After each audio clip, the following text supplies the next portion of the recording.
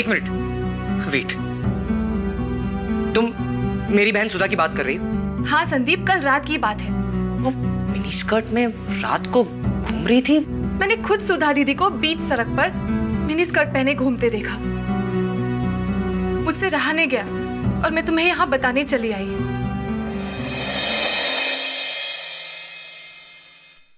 तुम हंस रहे हो? अरे और नहीं तो क्या, तुम्हें गलतफहमी हुई है। एक्चुअली ये गलतफहमी मुझे भी एक बार हुई थी। ऐसे किसी के भी ऑटो में सो जाते हो? ये सोने की जगह है? घर जाओ, माँ बाप राह देखते होंगे।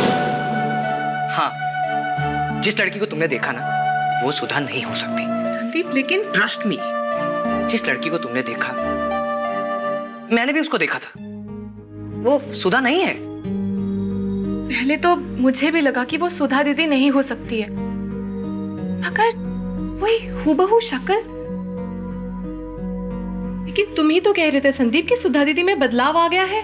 वो बदलाव नहीं, मैं ये कहना चाहता था कि सुधा दीदी जो है वो अब घर की जिम्मेदारियों को बांटने लगी हैं। वो ज्योति दीदी की तरह पापा का बहुत ध्यान रखती हैं, पहले से ज्यादा समझदार हो गई हैं। बस यही तो कह रहा था। संदीप पहले तो मुझे भी यकीन नहीं हुआ, लेकिन वो हूबहू शक्ल। खैर तुम कह रहे हो तो शायद ये भी हो सकता है कि सुधा दीदी की शक्ल वाला दूसरा भी कोई हो, मगर थैंक्स इसलिए कह रहा हूं कि तुम यहां आई और तुम्हें आज भी मेरी फैमिली की उतनी ही फिक्र है जितनी कभी पहले थी, और उसकी वजह से तुम्हें मुझसे बात करनी पड़ी जिसे तुम बिल्कुल पसंद नहीं करती। नहीं संदीप, ऐसी बात नहीं है। मैंने कभी ऐसा नहीं सोचा, और तुम्हारे परिवार के लिए मेरे मन में कभी कोई गिला शिकवा नहीं रहा है। संदीप बाबू, थोड़ा ध्यान काम पर भी दीजिए। सारा दिन अगर आप ऐसे ही बातें करते रहे तो ये कोरियर डिलीवर कौन करेगा? नहीं सर, ये फैमिली फ्रेंड है सर, मैं तो बस जा ही रहा था। अच्छा होगा आपके लिए। काम अगर वक्त पर हो जाए तो जिंदगी अच्छे से चलती है। जी सर। इश्क लड़ाने के लिए ऑफिस में नहीं छोड़ते।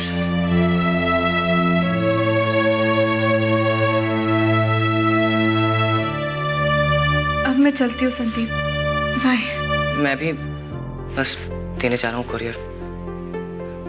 एक मिनट जी,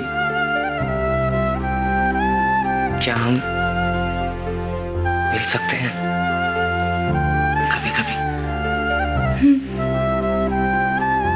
कभी शायद मिल सकते हैं, कभी कभी मुझे भी कुरियर भेजना होता है। बाय।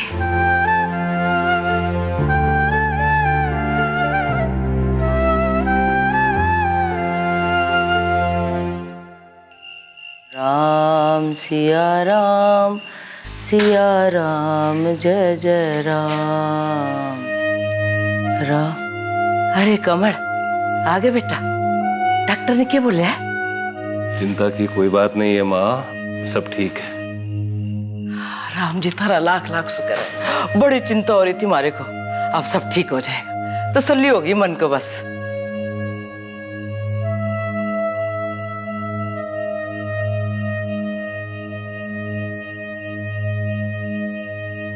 क्या कहा डॉक्टर ने? सब ठीक है ना? हाँ, पर कैल्शियम कम हो गया है, तो गोलियां दी हैं डॉक्टर ने कैल्शियम की। दूध तो पीना बिल्कुल ही बंद कर दिया है इन्होंने तो। कितने कमजोर से हो गए।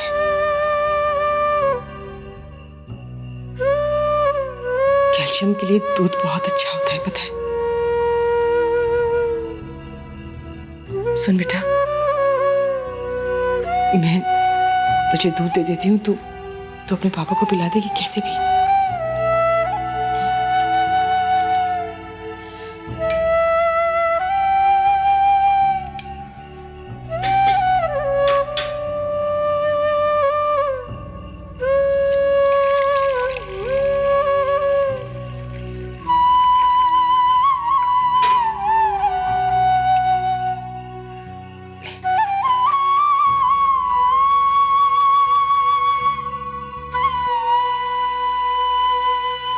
ये लीजिए पापा, अब से आप हर रोज सुबह शाम 1 गिलास दूध पिएंगे।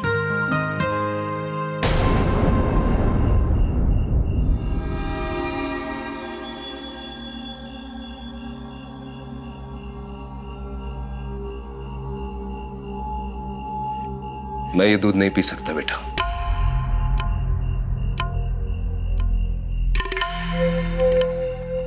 सब समझता हूं मैं।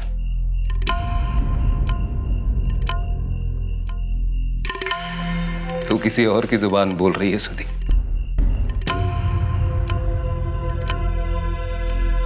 कह दे इससे, मैं इसके हाथ का छुआ अमृत भी नहीं पी सकता। लेकिन पापा। सुधी, मैंने कहा ना।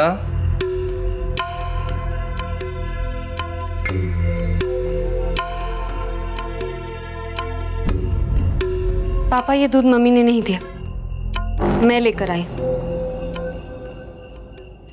पापा अब तो इतने सुलझे हुए और इतनी सी बात पर गुस्सा, इतना बचपना।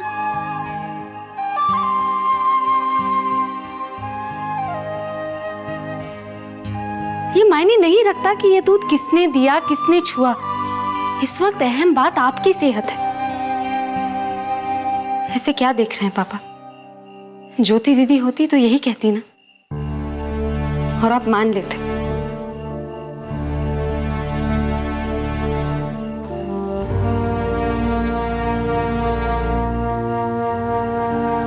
प्लीज पापा।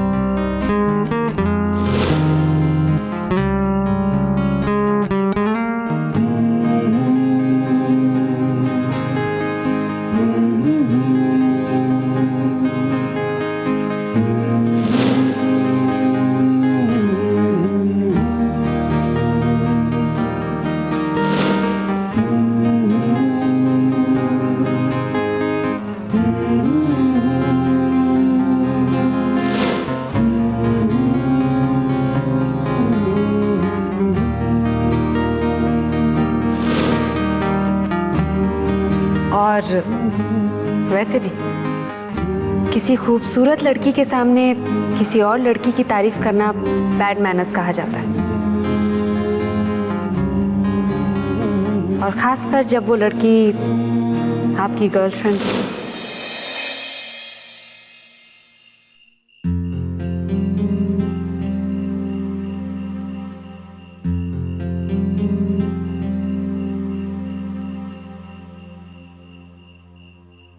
क्या बात है, बड़ा अकेले अकेले मुस्कुरा रहा है मेरा बेटा।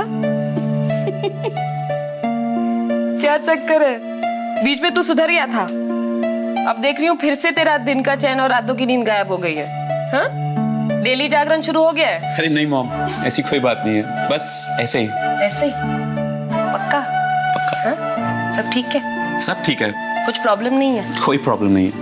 अच्छा, तो मैं कह रही थी अब की बार थोड़ा अक्ल से काम लेना, जल्दबाजी मत करना, समझा? बिल्कुल नहीं मॉम, बहुत मुश्किल से दूसरा मौका मिला है और इस बार मैं अपनी तरफ से कोई गलती नहीं करूंगा, नेवर। थोड़ा टाइम दे उसे, और तुझे भी ठीक से सोचने समझने की जरूरत है ना उदय। पंकज की तरह जल्दबाजी में कोई फैसला मत लेना तू।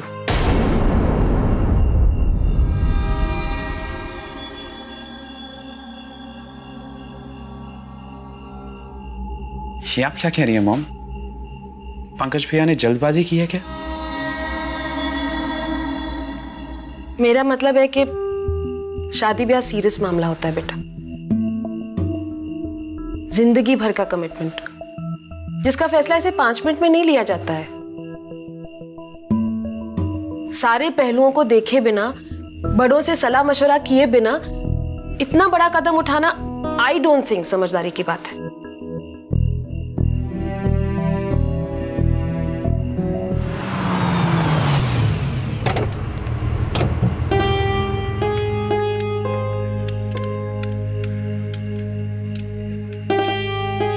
आइए। जी पैसे मैं दे देती हूँ। क्या बात है, आपने अपनी कमांड बहुत अच्छे से संभाल ली है। ये भी आपका हक बनता है। ये लीजिए, चलिए। चलिए।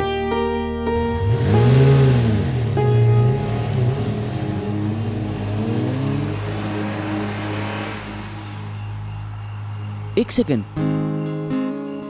कुछ मीठी भीनी भीनी सी खुशबू आ रही है।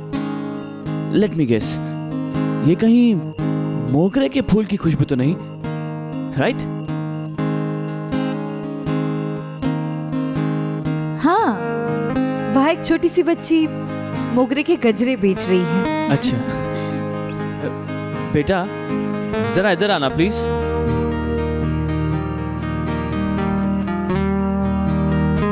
देखो बेटा, मेरी नई नई शादी हुई है, तो ये फूल मेरे बीवी के बालों में होने चाहिए ना? हाँ, तो ले लो ना दीदी। ज्योति ले लो ना। हाँ।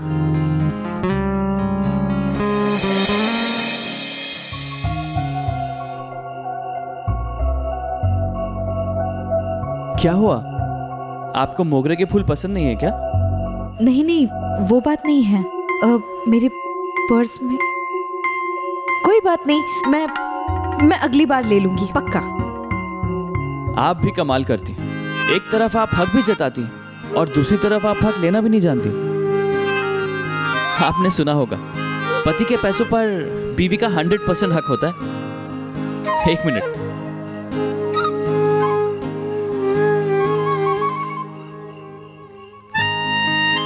जो मेरा है वो आपका है, जो आपका है वो मेरा भी है। ये लीजिए।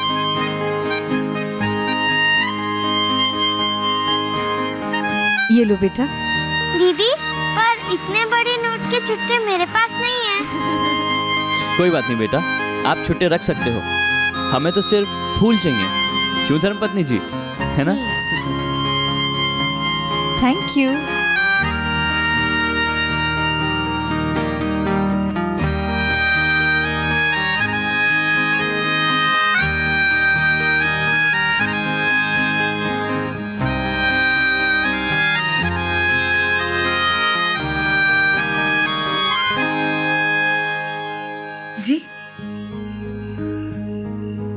जी मैं महसूस करना चाहता था कि मोगरे का गजरा मेरी बीवी के बालों में कैसा लग रहा है। तो फिर आप ही लगा दीजिए ना।